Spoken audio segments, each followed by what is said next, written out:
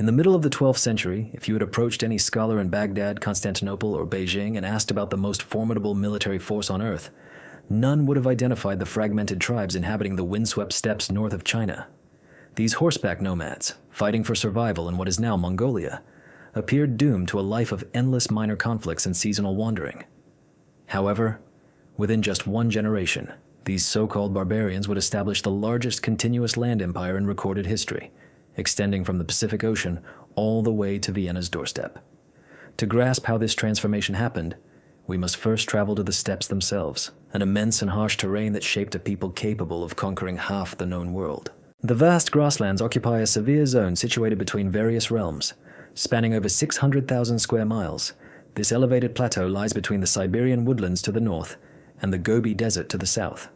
Bordered by the Alai Mountains on the west and the dense forests of Manchuria on the east, winter temperatures can plunge to 40 degrees below 0 Fahrenheit, while summer temperatures often climb beyond 100 degrees Fahrenheit. The growing season lasts no more than 4 months, and rainfall is so limited that only the most resilient grasses manage to thrive. In the 12th century, this seemingly desolate environment was home to roughly 700,000 individuals, a population that might appear insignificant against the vastness of the steppe. The vast open grasslands seem tiny compared to the millions inhabiting the bustling cities of China or the Islamic realms. Yet this environment forged a remarkable people. Every child entered the world already familiar with horseback riding. They learned to ride before mastering walking. By the time they were 5 years old, children joined family hunting expeditions, practicing shooting arrows from a galloping horse. Nomadic life centered completely around their livestock. Horses were essential for travel, milk, and sometimes meat. Sheep and goats provided wool, meat, and milk used to make cheese and air, a fermented drink that served as nourishment.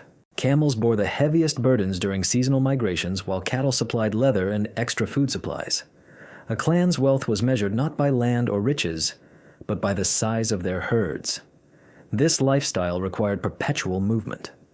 As the seasons shifted, entire tribes disassembled their felt tents known as gyrs or yurts and traveled hundreds of miles searching for fresh pastures. These journeys were not aimless. Instead, they were carefully orchestrated, following ancestral routes with clans holding traditional rights to certain grazing lands. Moving thousands of people and animals across immense distances demanded exceptional organizational and leadership skills, abilities that later became crucial in military endeavors. The steppe pledged allegiance to no king, but was split among numerous rival clans, each guarding their own territories. Fiercely defending their grazing territories, herds, and honor, the tribes we now identify as Mongols were only one among many Turkic and Mongolic groups scattered throughout this expansive land. To the east lived the Tatars, to the north the Merkits, to the west the Nims, and in the central areas the Kites. Each community spoke distinct languages, followed their unique shamanistic customs, and upheld a complicated network of alliances and feuds tied by blood. Conflict was a constant presence. Raids among clans occurred so frequently they resembled rituals, integral to daily existence rather than rare episodes. Young men gained respect by stealing horses, capturing women, or seeking revenge for insults. These battles were seldom about territorial conquest in the conventional sense, as nomadic peoples did not claim permanent ownership over land. Instead, fighting centered on defending honor, securing livestock, gaining prestige, and obtaining access to the finest pastures. The spiritual life of these nomads was deeply influenced by Tengrism, an ancient shamanistic faith viewing the cosmos as inhabited by innumerable spirits dwelling in every mountain, river, tree, and stone. At the top of this spiritual order was Tengri, the eternal blue sky, the source of all authority and divine endorsement. A leader, granted this heavenly mandate by Tengri, could assert rightful dominion over all people beneath the sky, a belief that would later support claims of universal empire. The shamans, called Bu, acted as intermediaries between the physical and spiritual worlds. Acting as connectors between the tangible and the spiritual realms, these figures conducted ceremonies to guarantee prosperous hunts, favorable weather, and defense against malevolent forces. They also took on the role of healers, utilizing plants and spiritual methods to cure sickness and wounds. Perhaps most critically, they interpreted signs and dreams, offering advice for pivotal choices, such as when to relocate, which groups to ally with, or when to initiate attacks. This cycle of continual conflict and movement might have persisted forever, if not for the significant transformations unfolding within the established societies bordering the steppes. For many generations, the steppes existed on the outskirts of powerful empires, occasionally raiding them or acting as hired soldiers, yet never representing a true existential danger. However, by the 12th century, this equilibrium began to change. To the south and east stretched the territory of the Jin dynasty, founded by the Yuan people who had taken control of northern China in the early 12th century. The Jin ruled a vast expanse from the Great Wall to the Yangtze River, governing millions of Chinese citizens and commanding armies in the hundreds of thousands. Their capital at Zhongdu, today's Beijing, was among the world's largest cities. Fortified by immense walls and nearly unbeatable defenses, the Jin posed a new form of threat to the steppe inhabitants, distinct from past dangers. Unlike previous Chinese dynasties that were satisfied with constructing walls and merely defending against nomadic incursions, the Jin dynasty took an active approach to control and influence the tribes. They manipulated rival clans against each other, granting ranks and gifts to some while engaging in conflict with others. This tactic of dividing and governing proved quite effective, keeping the steppes fragmented and stopping any one tribe from gaining excessive power. However, the Jin's approach sowed the seeds of their eventual downfall. By constantly meddling in steppe politics, they fostered a generation of tribal leaders who comprehended both the weaknesses and the riches of the Chinese. More crucially, they revealed that the great settled civilizations were not without vulnerabilities and could be overcome by nomadic warriors who grasped their military strategies and internal conflicts. The steppes had witnessed powerful nomadic empires in the past. The Xiongnu had plagued China for centuries, compelling the Han dynasty to build much of what is now known as the Great Wall. Following them were the Ruran, who ruled the grasslands during the 5th and 6th centuries until the Gok Turks overthrew them and formed an empire stretching from Korea all the way to the Black Sea. Most recently, the Khitan people founded the Liao dynasty, governing northern China and large portions of the steppe region from the early 10th century until the 1220s. Each of these empires showcased a similar trajectory. A charismatic leader would unite many scattered tribes and launch campaigns of conquest. Brutal assaults on established civilizations were launched to seize tribute and riches, only to witness these empires crumble as their heirs clashed over the divided spoils. The Liao dynasty stood out as the most enduring, surviving for more than 200 years by blending Chinese governance techniques with their nomadic military heritage. Still, they ultimately succumbed to the Gain Jin, a group demonstrating greater flexibility and ruthlessness. By the mid-12th century, the steppes were more fragmented than they had been in many generations. The collapse of the Liao created a gap in power that no single tribe managed to fill completely. The Jin dynasty intentionally fostered this division, backing various clans in their disputes and making sure no ruler gained enough strength to menace Chinese lands. The Tatars, longtime foes of the steppe tribes that would later be recognized as the true people of the felt tents, rose notably under Jin support. They controlled much of the eastern steppes and acted as the main agents of the Jin dynasty in overseeing tribal affairs. The Tatars were responsible for the demise of several key tribal leaders, such as a young chief named Yug, whose son would soon pursue vengeance. To the west, the Neman tribe formed a loose alliance under their leader, Prince Inanch Bilge. The Neman were more advanced compared to many other steppe peoples, having embraced certain cultural developments. They adopted many traditions and practices from the settled peoples they governed. They viewed themselves as the true successors of the ancient Turkic empires and regarded the wild tribes to their east as lesser relatives, undeserving of honor. In the central steppes, the Curites led by Togarel Khan kept a fragile equilibrium between Chinese and steppe influences. Numerous Curites had embraced Nestorian Christianity, a detail that later inspired European tales about Prester John, a Christian monarch from the east. Togrul, who was a sworn brother to Yes, maintained cordial ties with different clans, yet his loyalty depended on what served his political interests. The Merkits ruled the forests and river valleys in the north, while smaller tribes such as the Jadaran, Taichud, and Basud held various lands throughout the area. Each group preserved its unique customs, alliances, and rivalries, forming a tangled network of ever-shifting relationships as fortunes rose and fell. Around the year 1162, a child was born who would alter not only the steppes but also the entire trajectory of human history. The world was on the brink of witnessing the emergence of Teojin, the boy destined to become Genghis Khan, the universal ruler, the instrument of divine wrath, and the man who would bring the fragmented tribes under one banner and lead them on a campaign that would redefine civilization itself. Yet at that time, he was nothing more than an ordinary nomadic infant. Born into a world of chaos and opportunity, his story was just beginning. Born into a small clan struggling to survive on the unforgiving steppes, the great empires of the world went about their ancient cycles, unaware that their downfall was quietly beginning in a felt tent somewhere on the grasslands north of China. A storm was brewing, a force that would shatter kingdoms and bring dynasties to their knees. But at that moment, it was only the wind singing across the endless plains, carrying the scent of horses and the hint of transformation. The child born in that felt tent around 1162 entered life, grasping a blood clot tightly in his tiny hand. Shamans declared it a sign that he would spill much blood throughout his existence. His father, Yasug, leader of the Burjugan clan, gave him the name Temujin, inspired by a Tatar warrior he had recently captured. This name would later resound throughout history. Yet few could foresee that this infant belonging to a minor tribe fighting for survival would eventually command an empire stretching from one horizon to another. Yasug was a competent leader, yet his authority extended over merely a few thousand followers dispersed across the harsh terrain. The Burjugan clan was neither the most powerful nor the wealthiest among the steppe tribes. They were just one family among many, struggling to carve out a living in a world where survival depended on the strength of your arm and the loyalty of those who followed you. Still, Yasug held ambitions beyond their modest means, recognizing in his oldest son the promise of something far greater. The boy's early years took shape in this challenging environment, setting the stage for the epic journey that lay ahead. The traditional way of nomadic life shaped him from an early age. Before dawn, he mastered the art of milking mares, learned to interpret the sky to predict weather changes, and became skilled at recognizing the tracks of various animals on the grass.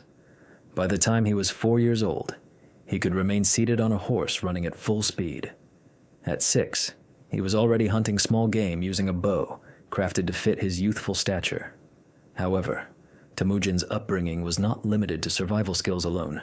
Yes taught him about the complex network of tribal politics, the value of honor and loyalty, and the harsh history of their adversaries, especially the Tatars, who had caused great losses among the Burjugan warriors over many generations. When the boy turned 9, Yasug believed it was time to arrange his son's marriage, a vital alliance aimed at enhancing their clan's influence. They journeyed to the lands of the Ulkunut, where Yasug had discovered his own wife, Hun, in the past. There, they met Deshon, whose daughter Borte was only slightly older than Yup's eldest son. The discussions were brief, but fruitful. Borte was not only intelligent and determined, but also hailed from a family with strong standing. More importantly, this union promised the Burjugan access to fresh grazing territory and new fighters. In line with tradition, the young heir remained with his future father-in-law's household to work and absorb their customs until the wedding could take place several years later. For a boy used to his father's guidance and protection, this parting was both thrilling and frightening. He threw himself into proving his value to his new family, working beyond expectations and showing the intense resolve that would come to define his character.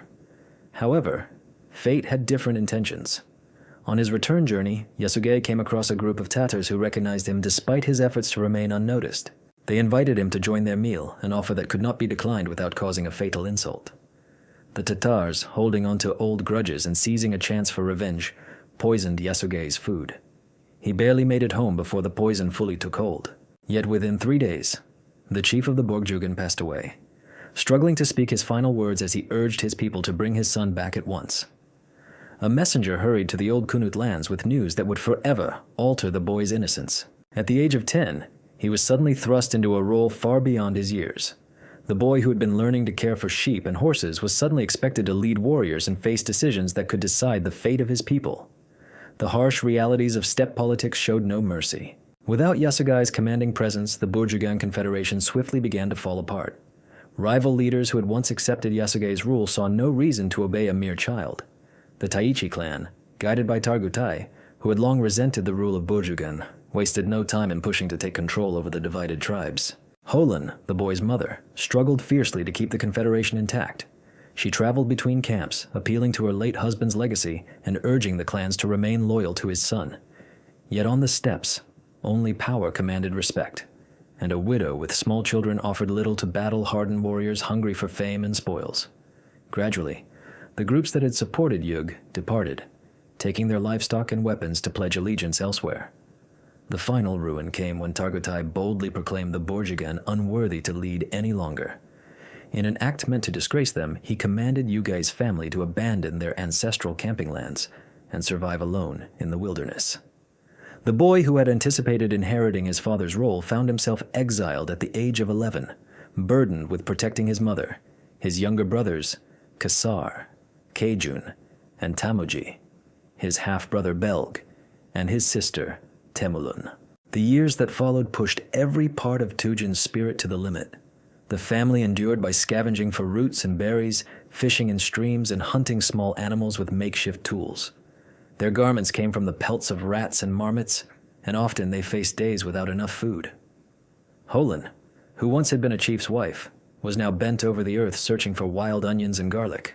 Her hands were cracked and bleeding from the relentless labor. The boys learned early on how to set snares and trap birds, while young Temulin assisted her mother in gathering dry dung to use as fuel.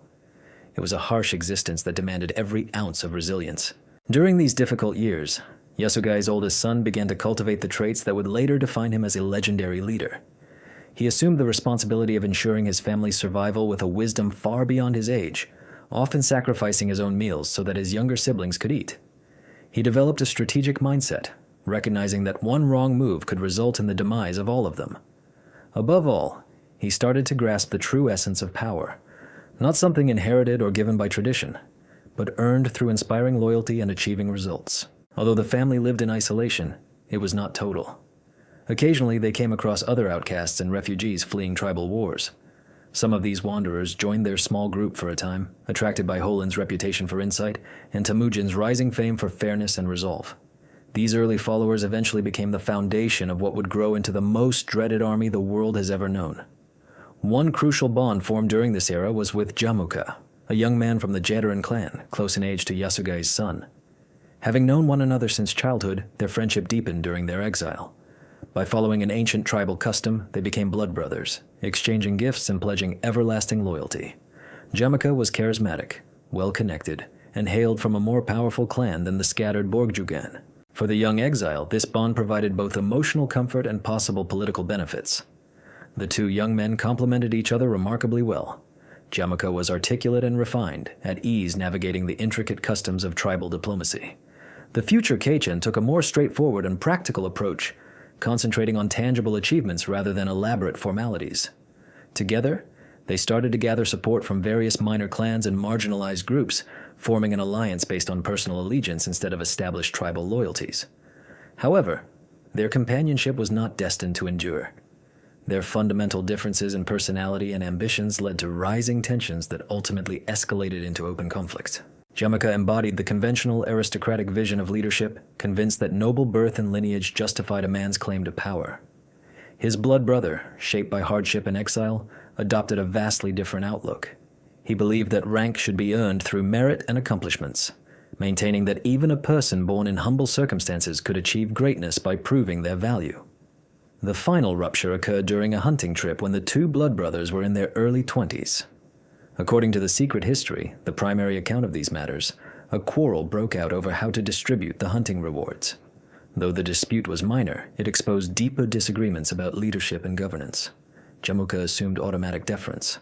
Because of his elite lineage and influential ties, the son of Yug was expected to take charge. However, he refused to accept such a role without earning it, believing leadership should come from merit rather than inheritance. That very evening, the young Borjugan made a pivotal choice that would alter the future profoundly. Instead of remaining under the authority of his blood brother, he discreetly assembled his most devoted supporters, including family members and several lesser chiefs weary of Jamuka's noble arrogance, and left silently during the night. This act was both a betrayal of friendship and a bold assertion of independence. Once an outcast, the boy was now prepared to confront the existing hierarchy of the steppes. News of this division spread swiftly throughout the vast grasslands. Tribal elders faced the difficult task of selecting allegiances, and much to everyone's astonishment, numerous leaders chose to stand behind the newcomer instead of the well-connected Jamuka. They were attracted by his vision of leadership rooted in merit, where even ordinary herders could ascend to positions of power through demonstrated loyalty and skill. This idea of a merit-based system was revolutionary in the steppe society. For hundreds of years, leadership had been reserved strictly for noble families, leaving average warriors little chance for advancement regardless of talent. The young leader proposed an alternative approach, one where ability and commitment would bring rewards, where a man's value would be judged by his deeds, not his family background. He started putting this approach into action right away. The future conqueror elevated skilled fighters no matter where they came from, assigning them duties that would have been unimaginable within old clan systems. He set transparent guidelines for dividing plunder from raids, making certain that even the warrior of the lowest rank received a just portion. Most significantly, he insisted on unwavering loyalty in exchange for these chances, forging ties of commitment that went beyond usual tribal connections. As news of these changes traveled, more fighters joined his cause. They arrived from defeated clans, smaller tribes chasing better prospects, and from groups of outcasts and displaced people who had been overlooked by traditional authorities. Every new member fortified his standing and enhanced his growing fame as a leader who could fulfill his promises. However, success introduced fresh difficulties. Established chiefs saw these new practices as a direct challenge to their power and traditions. If talent could outweigh lineage, what would become of the long-standing system that had guided the clans for generations? Jamusha, feeling betrayed by the departure of his former close ally and envious of this rising influence, started to gather a coalition of traditional rulers aiming to eliminate this threatening newcomer before his ideas spread further. The scene was set for a fierce confrontation. A confrontation was looming that would decide not only the destiny of several competing clans, but also the future path of civilization itself. The boy, born grasping a blood clot, who had endured banishment and hardship, learning to lead by perseverance instead of inheritance, was on the brink of facing the most challenging ordeal of his youth. The result would determine if his people would cling to their ancient customs or adopt a fresh approach to leadership and expansion that would eventually transform the entire world. The journey from being a tribal outcast to becoming the ultimate ruler was not swift. The young leader who had parted ways with Jamuka endured many years of fierce combat before he could seize the title that would cement his legendary status. What ensued was a brilliant display of tactical brilliance, military innovation, and political shrewdness that laid the groundwork for the greatest land empire in history. The initial challenge appeared sooner than anticipated. Jamuka, wounded by the betrayal of his blood brother and concerned about the increasing number of defectors joining his opponent, acted swiftly to suppress this threat to traditional power. He gathered a coalition of established chiefs, including the influential Taichu, who had once forced Yasuge's family into exile. This alliance brought together thousands of seasoned warriors and seemed poised to overwhelm the young leader's small band of followers. The battle unfolded at a place called Dalan Belaljut, a location whose precise whereabouts have been lost to time, but whose significance remains clear. The consequences of this moment would resonate far into the future. Jamuka's army greatly surpassed their foes in numbers, and common belief was that the fight would conclude swiftly. However, the future Kun had gained valuable experience during his years away from power. He realized that triumph often favored not the biggest force, but the one that was most disciplined and driven. Instead of confronting his enemies with a classic cavalry assault, he arranged his troops employing inventive strategies that later became signature features of his campaigns. His fighters operated in coordinated groups rather than as lone warriors chasing personal fame. They communicated through signals and executed planned maneuvers to keep their formation intact, even amid the battlefield's confusion. Crucially, they fought not merely for loot or glory, but for a future where advancement relied on ability instead of lineage. The clash was intense but did not yield a clear winner. Neither side secured a definitive victory, leading both armies to retreat and recover. Nevertheless, the political significance was immense. The exile had confronted the united forces of the established chiefs and lived to tell the tale. Across the steppes, warriors began to suggest that the old traditions might not be as inviolable as they had believed. Most importantly, the encounter exposed the military brilliance that would soon strike fear across half the known world. During the battle, the future conqueror revealed an almost uncanny talent for sensing the tide of combat and adjusting his tactics on the fly. He spotted weaknesses in enemy lines before his adversaries even noticed their presence. He directed the movements of hundreds of fighters as though they were parts of his own body. Those who stood by him that day would later claim that observing his command was like witnessing a virtuoso musician lead a deadly orchestra. Yet military expertise alone was insufficient to unify the fragmented steppes. The young leader realized that enduring authority required more than battlefield success. It called for the establishment of structures and systems capable of outlasting any single person's lifespan. He started to introduce organizational reforms that would reshape not only his forces but the entire character of steppe warfare. The most groundbreaking innovation was the decimal framework for military arrangement. Customary tribal forces were grouped around clan loyalties and family ties, making them fragile when different factions had opposing goals. The new model divided all warriors into groups of 10, 100, and 1,000, with advancements based on proven skill instead of inherited status. An ordinary herder who demonstrated tactical genius could end up leading hundreds, while an aristocrat lacking competence might be demoted to a common soldier. This merit-based system reached beyond military ranks. The nascent confederation started to build advanced mechanisms for governing conquered lands. Managing resources and ensuring communication over extensive distances was a crucial challenge. The renowned YAM network, which consisted of numerous relay stations stretching across continents, originated from these early attempts at effective governance. These groundbreaking methods proved their value when the Merkitzes launched a brutal assault against the expanding confederation. The northern tribes bore their own resentments toward Yugai's lineage and seized the chance to attack while their foes were still solidifying control. They descended from their forest fortresses, capturing Borte, who would become the kin's wife, and took her prisoner along with large herds and many captives. The reaction revealed both the young leader's personal resolve and tactical mindset, traits that would shape future operations.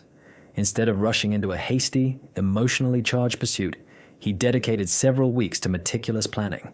He sought alliances, including reconnecting with his former mentor, Togrul Kun, of the Kites, emphasizing that Merkid hostility endangered the entire region's balance. Gathering intelligence on enemy locations, he crafted multiple fallback plans. Most importantly, he used the crisis to embody his leadership principles in practice. When the campaign finally launched, it displayed military innovations that would soon subdue entire kingdoms. The forces moved with precision and intent. With unmatched speed and coordination, they managed to traverse large distances without breaking formation.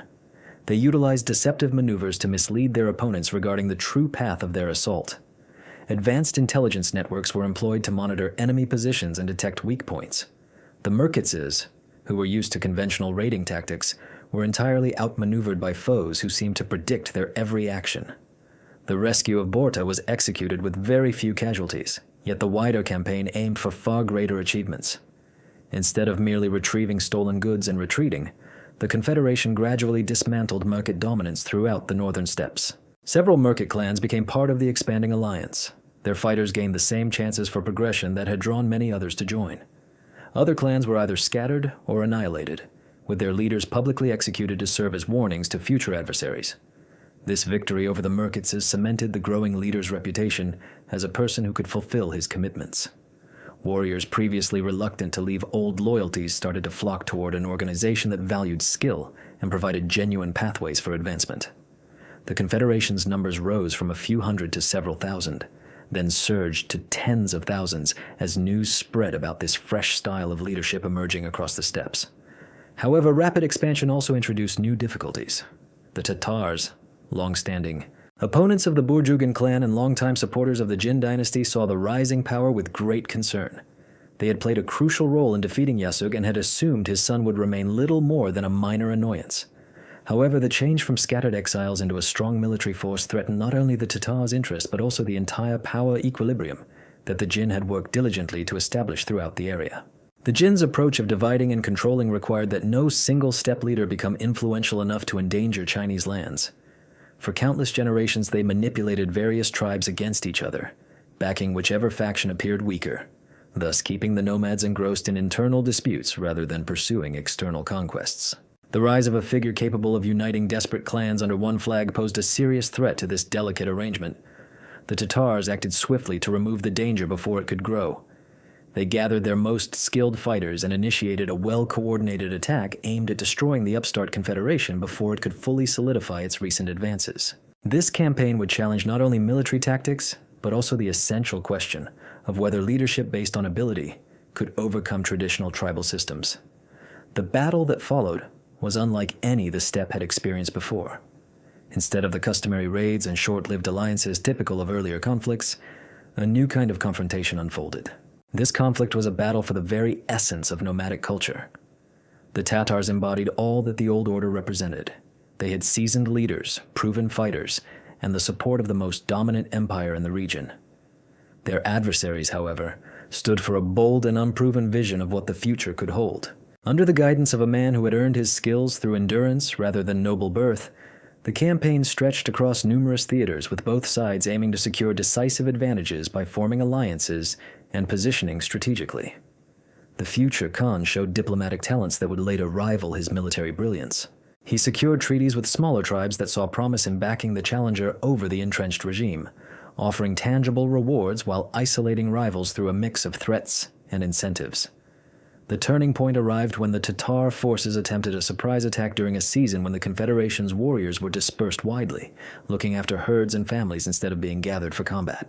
Although this tactic had been highly effective in many past clashes, it failed to consider the revolutionary changes in communication and organization that had reshaped their foes. Rather than encountering scattered and defenseless groups, they faced a prepared and unified enemy. The Tatar raiders faced an unexpected and well-organized defense that appeared to spring up suddenly. The system of organization based on tens allowed a quick gathering of troops at points under threat. Their communication networks offered advance alerts of enemy movements. Most crucially, the command hierarchy prioritized skill over noble birth, ensuring the most capable leaders made decisions. The defeat of the Tatars was so thorough that it marked the end of their existence as an independent force. Their chiefs were executed, their fighters integrated into the expanding confederation, and their name faded into a mere historical mention. However, the importance of this victory went far beyond the destruction of a single adversary. It proved that the new military system could not only endure pressure from established powers, but could also decisively crush them. The campaign against the Tatars revealed military commanders rising to legendary status in the near future. Subutai, although still young, showed the tactical brilliance that could eventually crown him as perhaps the greatest general ever. He orchestrated intricate cavalry tactics that left opponents bewildered and disheartened. Yebe, whose name meant arrow, gained fame through exceptional marksmanship and reconnaissance skills that seemed almost magical. These leaders, along with others, formed the foundation of what would soon become the planet's most formidable military force. Despite accumulating military successes, the future ruler realized that enduring authority demanded more than victories on the battlefield. He started enacting administrative changes that would enable his alliance to manage occupied regions instead of merely plundering them. Captured Chinese advisors and engineers, either seized during border skirmishes or drawn by chances for career advancement, brought in innovative technologies and new organizational techniques. The fusion of nomadic warfare customs with established governmental methods resulted in a novel system capable of both conquest and administration on an extraordinary scale. This transformation became evident to onlookers throughout the area. Envoys from various kingdoms began visiting the Confederation's encampments, eager to comprehend and possibly form ties with this rising force. Trade routes, previously disrupted by continuous raids, resumed functioning efficiently under the protection of troops who ensured safe travel in return for fair tribute. The turmoil that had defined the steppes for many generations was yielding to a fresh type of order.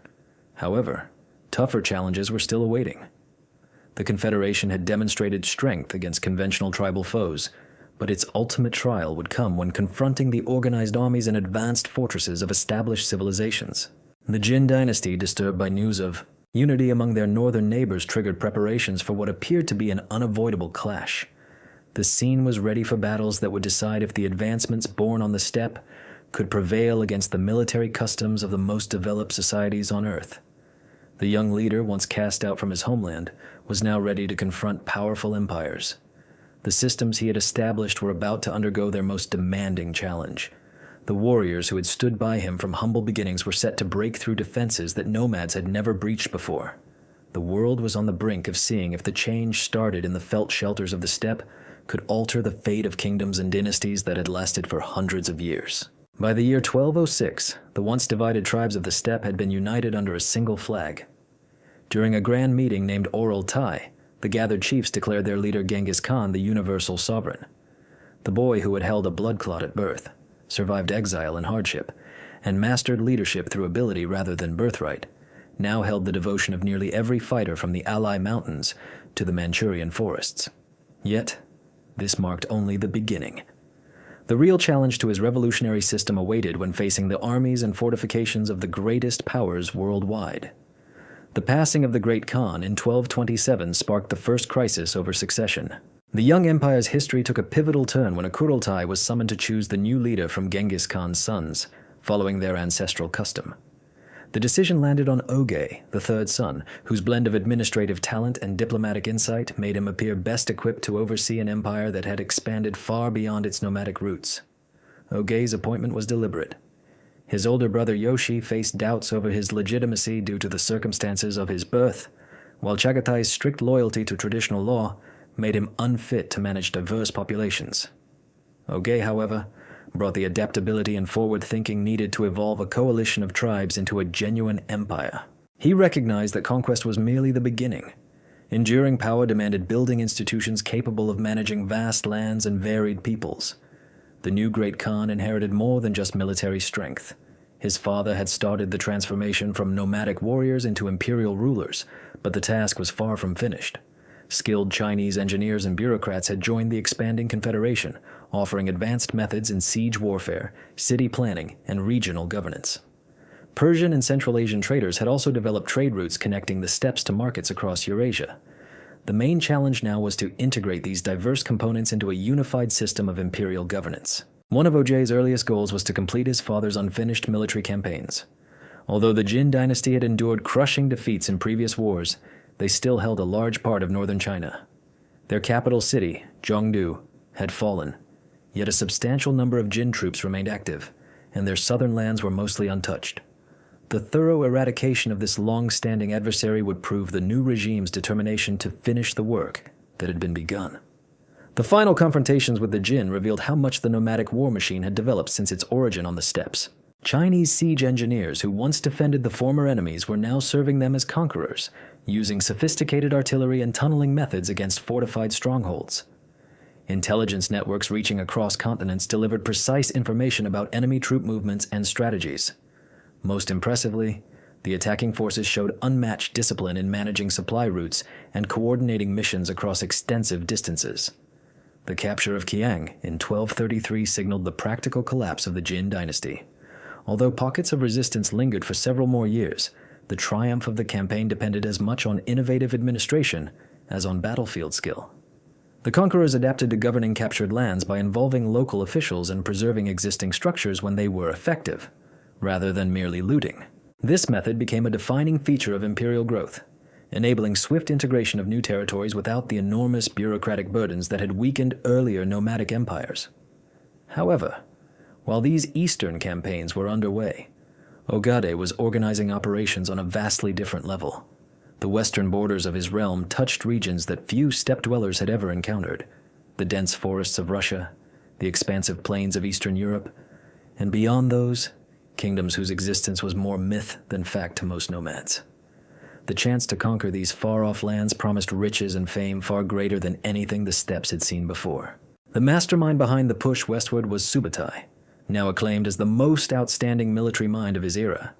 His innovative tactics had played a vital role in previous victories, but the missions he was about to undertake would showcase strategic brilliance on a scale few commanders in history have equaled. He realized that triumph in Europe demanded more than just winning battles. It required building new logistical and communication networks to sustain campaigns thousands of miles from the empire's center. The invasion commenced with the usual precision and rapidity. Russian principalities, used to battling each other in minor conflicts, suddenly faced coordinated offensives by a united and efficient force. Forces seemed to materialize out of nowhere and vanish just as swiftly. The conventional European heavy cavalry, which was strong against similarly armed foes, found itself powerless against nomadic archers who could attack from a distance and withdraw before any counterstrike could be organized. The capture of Kiev in 1240 sent a wave of alarm through European Christendom. This ancient city, regarded as the cradle of Russian culture, had long been believed to be invulnerable due to its massive fortifications and natural barriers. Its downfall proved that no fortress, regardless of its strength, could resist the new types of warfare perfected by the invaders from the east. The mental shock was equally severe as the military loss. If Kiev could be taken, then no city in Europe was truly secure. Subsequent campaigns revealed the full extent of the unleashed forces. Coordinated attacks struck Poland and Hungary at the same time, making it impossible for these kingdoms to join their defenses or assist one another. At Mohi and Leg, European armies that had never known defeat were not merely defeated, but nearly wiped out by enemies whose strategies they struggled to understand. What made these victories especially extraordinary was not only their scale, but also the remarkable administrative